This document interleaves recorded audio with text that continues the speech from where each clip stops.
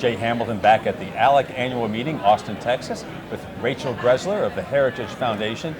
Now, paid family leave has been an issue for a long time, and it's now bubbling up where some states are going with a public program, other states aren't. Tell me quickly, what's paid family leave and what's happening? Yeah, so this is a big issue because workers across the board, whether you're Democrat or Republican, everybody wants to have access to paid family leave, and we want workers to be able to take time off, whether it's caring for a newborn or meeting your own medical needs or your family members. What it comes down to is, while workers support paid family leave, it's whether or not you want a federal government program, or if you think that a state government program or a private sector program, just working with your employer to have that leave. And so there have been increased demands, whether it's for a federal program or a state-based program, and we've seen some states have implemented government-provided paid family leave benefits. And so instead of workers going through their employer to get this access to paid family leave, they're now having to go through a state-based program, and that has all sorts of ramifications to it. And the states vary on what kind of program they're providing, correct? Yes. And what the tax burden will be? Yep, so all the states are implementing taxes to cover these programs, and then it varies whether you provide 6 weeks of leave or 12, and who qualifies for that, and what percentage of pay do you receive. So, some of the states have been around for a long time, California, New Jersey. Other ones are implementing newer programs, or maybe they haven't even kicked in yet. The results have been kind of mixed, and what they've found is really it's not benefiting the workers so much that it was intended to. We want to reach the people who don't have access to paid family leave today, and that tends to be lower income workers or those who work for a small employer that hasn't yet grown enough to have the resources to provide paid family leave. But if you look at like New Jersey, 40% of their residents even know the program exists, and only 1% of those who are eligible actually use the program.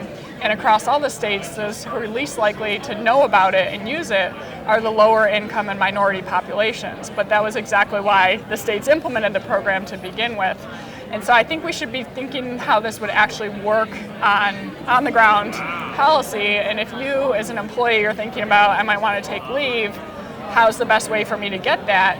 It makes the most sense to go through your employer. If you have a medical emergency, you need to be able to say, hey, I'm out the door, I don't know when I'll be back, please keep my paycheck coming. If you have to apply to a federal program that's going to take weeks and submitting medical records, waiting to see if you qualify or not, and then maybe 2 months down the road you get a check, that's just not practical for a lot of individuals. And the private sector and the businesses that can, this is becoming a major recruiting issue, isn't it? It is. We offer this much paid family. My daughter just took a new job, and I won't mention the company, but they have a very generous paid leave.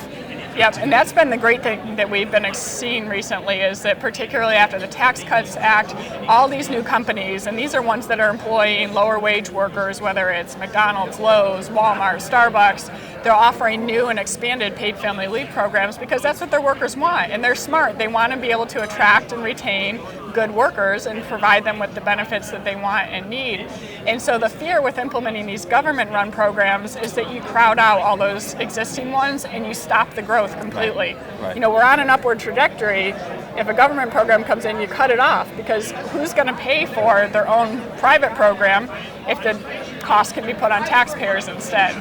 Well, Rachel Greszler, it's interesting what's going on between the public and the private paid family leave. Where can people find out more information?